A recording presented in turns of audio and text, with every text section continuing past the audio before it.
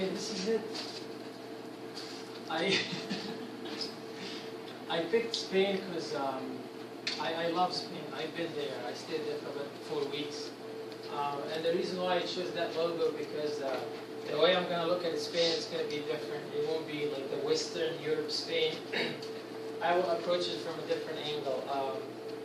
I would examine the effect of the Moorish into Spain. The Moorish are the Muslim Arab that came from North Africa.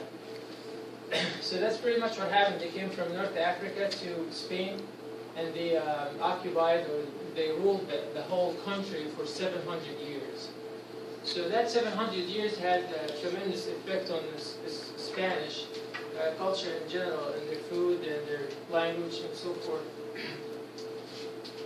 So in a period of 8 years, they actually took over the whole country, and they called it, and they gave it a name, which is Andalusia. So the whole country, Spain and Portugal, with Andalusia for 700 years. Andalusia is still their name used in Spain, but not for the whole country, obviously, only for the southern part. So if you go to Spain today, the southern part is Andalusia. Andalusia is an Arabic name, obviously it came from that word, Andalus. And like I mentioned, it only covered the southern part, which is Almeria, Malaga, Cadiz, Cordoba, Granada, Sevilla. And as you notice, all these names are Arabic names. The Moorish gave it the city Arabic names, and these names never change. So you go today, it's Cordoba, Granada, Sevilla, Cadiz, same names. Nothing has changed much. However, the influence of the Moorish was not only on the city names, it's all over the language actually. And here's some examples. If you went to Wikipedia to look up the effect or the influence of the Moorish into the Spanish language, it will be 4,000 words into Spanish language were taken from the Arabic origin. What I found interesting is the suffix I. In Arabic, if you put I at the end of the noun, you make it an adjective and you give it a relationship to show belonging. So if somebody's from Malaga, if you put an I, it will be Malagui. That means he's from Malaga. Granada, Granadi. Andalus, Andalusi, and so forth. And that same rule, they take it from the Arabic language, pass it over to Spanish, and still today they do the same thing. Also, when the Moorish came over, they changed the water system. They came up with a very sophisticated irrigation system, and as a result, they developed the whole agriculture in Spain. So you notice there's a lot of fruit and vegetables they have Arabic name because of the effect of the Moorish. So, for example, like olive and sugar, rice, beans, and apricot. They have the same Arabic and Spanish name. I'll try to pronounce it, but like for apricot is albercoop, when in Spanish is albercoop. Eggplant in Spanish is berenjena, in Arabic is berenjena or berenjen. And sugar, sugar, rice, arroz, roz. So it's very similar. So speaking of rice, the rice and the cotton, el godón, el cotton. Speaking of rice, they have a mass production of rice because they have a better water system. So they were able to produce a huge amount of rice. So that will take us to the main dish, which is paella. Paella is pretty much rice. Could be white rice or brown rice or fried rice with your own topic. You can add to it vegetables, pork, or beef or seafood. The famous one is the seafood, which is paella de mariscos. I actually had tried that, but the restaurant that I used was not good. I didn't like it. The rice was overcooked. But that's the main dish. That's a huge one. They believe it came from the Moorish culture as well, because Ba'iyya sounds in Arabic, it means baqiyya, baqiyya, leftovers. They believe that the Moorish culture, they would mix up the leftover, they don't want to go into waste, and they will mix it up, it looks like that. But there's no evidence that that is an Arab dish or anything like that. The dish is quite expensive. Actually, I paid 12 euro for that, which is about $20, and it's rice. So speaking of seafood, that will take us to Tarifa.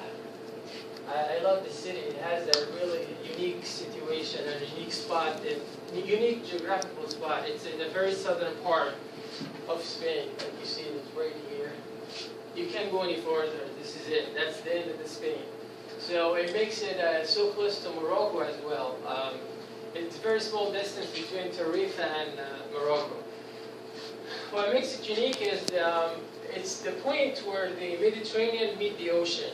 So that makes it the windiest spot in Spain. So speaking of the wind, that makes Tarifa the capital of wind surfing. There is no major development there because they want to keep it windy as possible. You can bring your own gear, or they have a lot of stores where they rent you the whole deal. They actually have like $100 tuition for like 6 or 4 hours of windsurfing.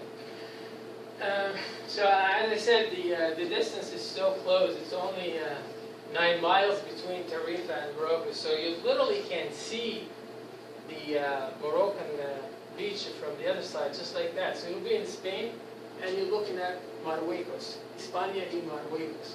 That's only 9 miles. Yeah. It's very interesting, and you'll be in Spain, you're Europe, but you're looking at Africa. Yeah, that's cool. Yeah. So speaking of 9 miles, that I had to mention this guy, Abdul Rahman, and they know him in Spain as Rahman, and that statue actually in Spain, in Almuñécar, in southern Spain. He managed to pass this 9 miles in a small boat by himself. And what's interesting about him, he fled from his own country, which is Jordan. At the time, his family get deeply involved in political situation, and they want him all killed. But he managed to flee, and he was 19 years old. So he traveled from one country to another, trying to escape death, and he finally ended up in Spain. He was 25 years old when he got there. It took him 6 years from Jordan, Egypt, Libya, Algeria, and then Morocco, and then finally Andalus, or Andalusia, which is Spain. And in a period of 6 months, he was the governor and he was the ruler. He took over the country and he became the king for about 15 years. He did a lot of stuff. Spanish people love him, and they built a statue for him, actually. One of the things he did is this. I love that. I've been there. It's so great. It's Mezquita de Cordoba, or Masjid Cordoba, or the Mosque of Cordoba. But that's how it's known for the Spaniard as Mezquita de Cordoba, which he started. He's the founder.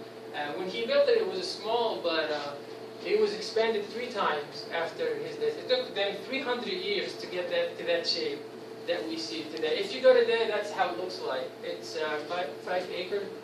I think it's a little larger than 5 football fields put together. It has 856 columns and 19 gates. It can hold over 2,000 people. I don't know the exact figure. But at the time of Andalusia, that was using as a prayer mosque for a Muslim. But when the Christian took over, they make it cathedral, so it's no longer a mosque. Even though it's known as a mosque, but it's not. So the Muslim cannot pray there, but there's a Sunday church service every Sunday, type of communion worship. Actually, the Muslim of Spain, they tried to sign a petition to allow Muslims to pray there, but of course it was rejected. They tried to do it plenty times, but it was rejected plenty times. But it's a nice place to visit for tourists, whatever. I think it should be just a touristical place. It shouldn't be like a cathedral or masjid. It just should be a place for the tourists to enjoy. you actually have to pay money to get in there, and they don't take dollars. And when I went to see it, I only have dollars, and they didn't take it, and we couldn't exchange it. I have to leave to get more money or euros. Speaking of praying, that will take us to La Rábida.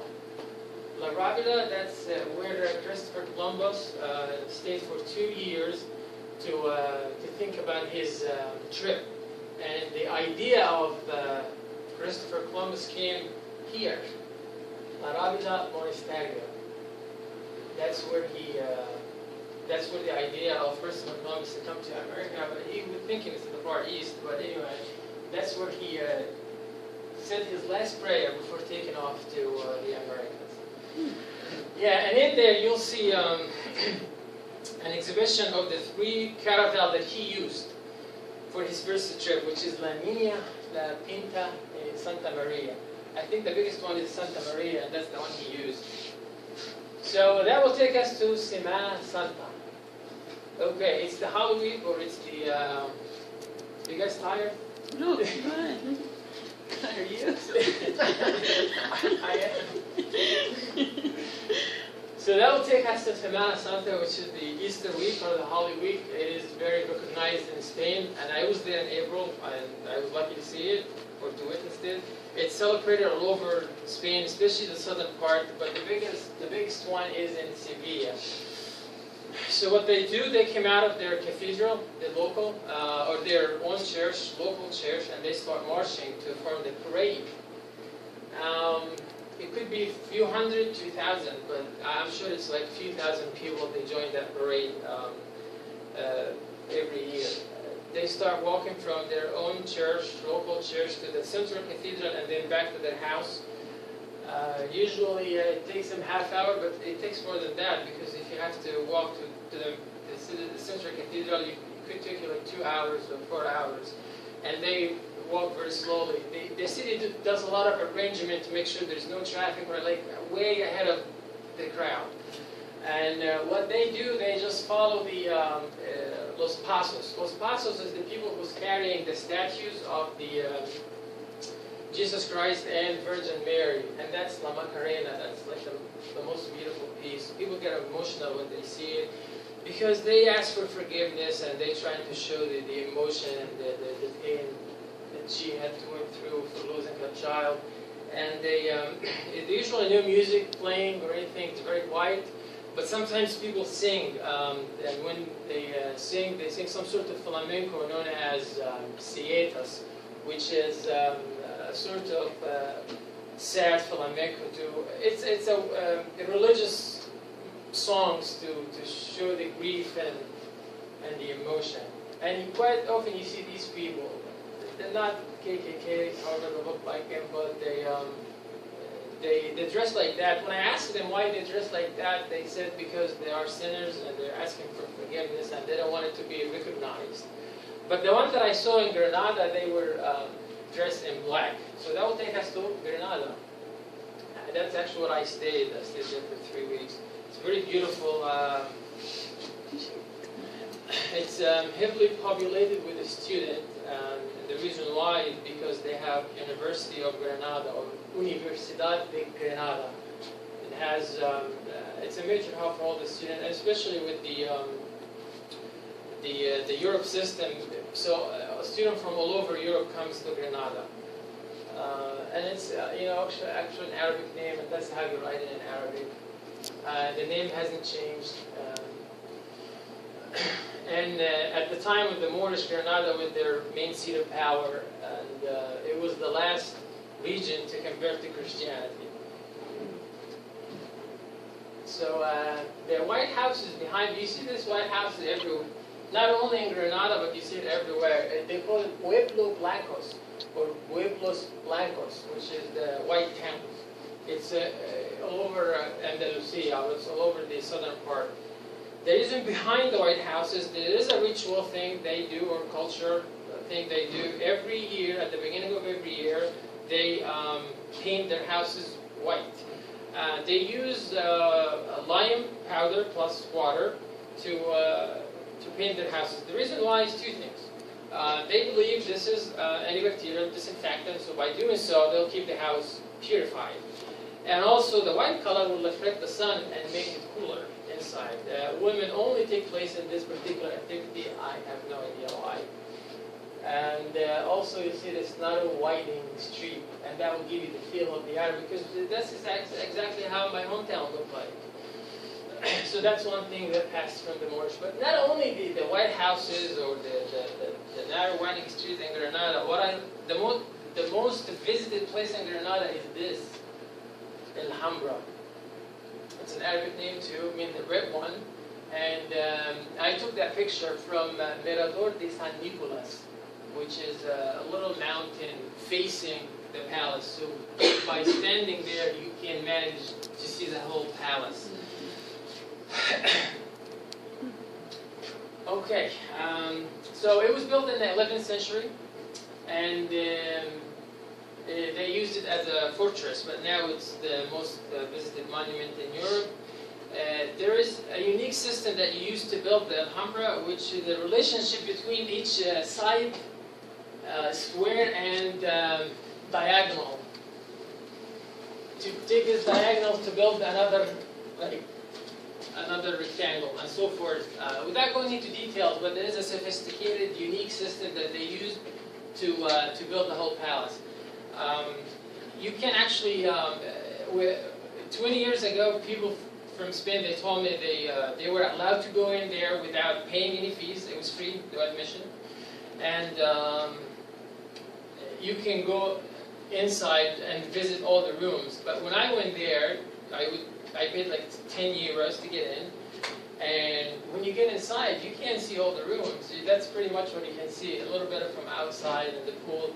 But most of the rooms are locked because they want to keep it protected, whatever. I don't know, because maybe they have a huge crowd, so there's no access to all the rooms. That's the best example of the Moorish culture, not only in Spain, but in the whole Europe. So speaking of the rooms, I found this is the most important room, is Salón de los Embajadores, the Hall of the Ambassadors. Two things happen in this room. Queen Isabella and King Fernando, they met with Christopher Columbus to discuss his trip to America, and he actually has to convince them so he can get some backup or some kind of financial aid from them so he can do his trip. And that's when he met with them, and that's when he got his approval. And the second thing happened is King Boabdil met with Queen Isabella and King Fernando for him to give up the whole city and the palace. So King Boabdil is the last king of the Moorish.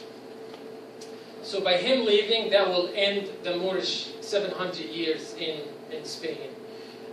He was the last one, and he didn't want to fight the Christians.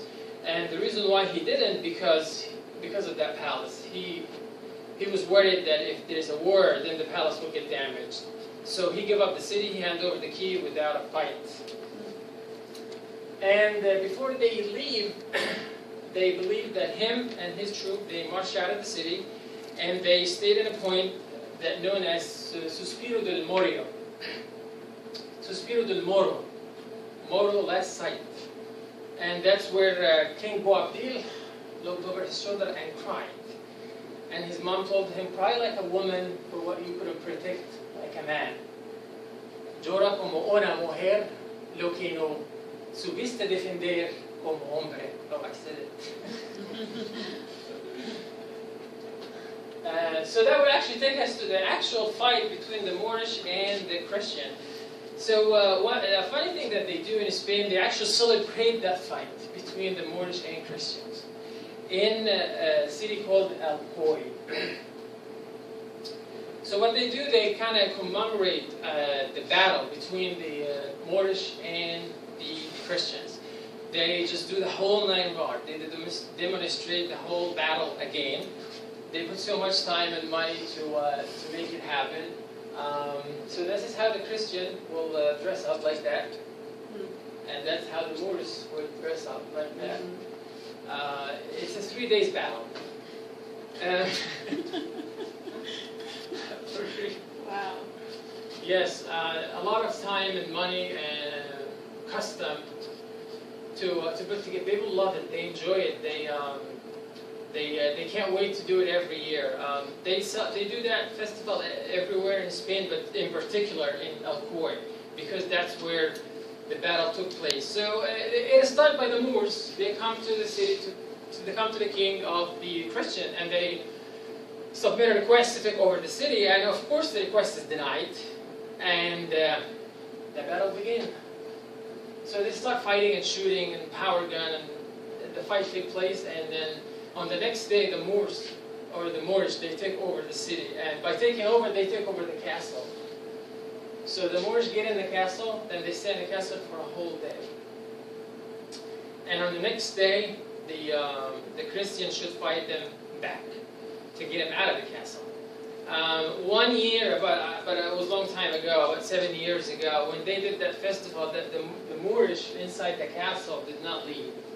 They said, we're gonna win this year. So they had to call the cops to get them out. They're like, just get out of the castle. But no, seriously, eventually the Christian will fight them back, and they will get them out of the castle, and it ends with the Christian taking over.